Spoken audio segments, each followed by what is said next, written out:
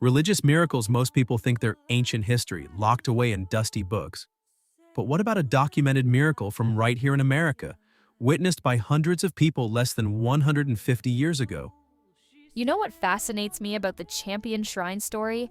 It's how thoroughly documented it is, especially for something that happened in the 1800s. Let me paint this picture. We're talking about Adele Bryce, a Belgian immigrant with one blind eye making her way in the harsh Wisconsin wilderness. She's walking this incredible 10-mile journey to Mass every single Sunday, no matter the weather. That level of dedication really sets up what happens next, doesn't it? Here's this young woman who encounters something extraordinary, a mysterious figure in white standing between two specific trees. And here's where it gets really interesting. This wasn't just some one-off vision. The figure appears 3 times, and by the third encounter, we get these incredibly detailed descriptions. A woman in dazzling white wearing a yellow sash with a crown of stars and golden hair.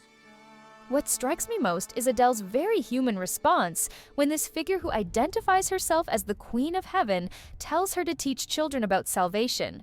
She basically says, "But I barely know anything myself." That's exactly what makes this story so compelling.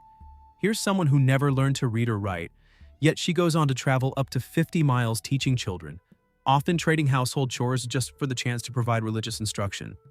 So what happened next? How did this modest teaching mission transform into something bigger? Well, that's where the story takes an incredible turn.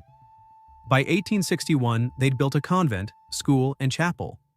But the real game changer came in 1871 with the Great Peshtigo Fire, still the deadliest fire in U.S. history, killing over 1,200 people and destroying 1.2 million acres. The eyewitness accounts from that night are absolutely chilling. People literally running for their lives to this chapel while a firestorm rages around them. And here's the part that really gets me when everything was over. There was this perfect circle of untouched land around the chapel. Everything else for miles was completely destroyed. Even the local priest described it as an emerald isle in a sea of ashes. That must have been what prompted the modern investigation by the Catholic Church, right? Exactly. In 2009, the Bishop of Green Bay launched this incredibly thorough investigation. They had to piece together oral histories, documents, and various accounts since Adele never wrote anything down herself.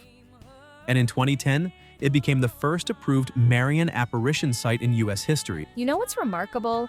The shrine still draws thousands of visitors today, especially on October 8th, when descendants of those who survived the fire come to commemorate the event. And here's what I find most fascinating about this whole story. It's this perfect blend of the miraculous and the practical. You've got these supernatural elements, sure, but they led to very tangible outcomes: education for children, a community center, a place of refuge during disaster. That really speaks to how individual actions can have such long-lasting impacts, doesn't it?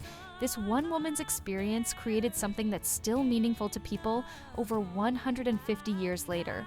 And maybe that's the real takeaway here. Whether you believe in miracles or not, there's something undeniably powerful about how this story has resonated through generations, creating this lasting impact on both the local community and people from all over the country who visit the shrine.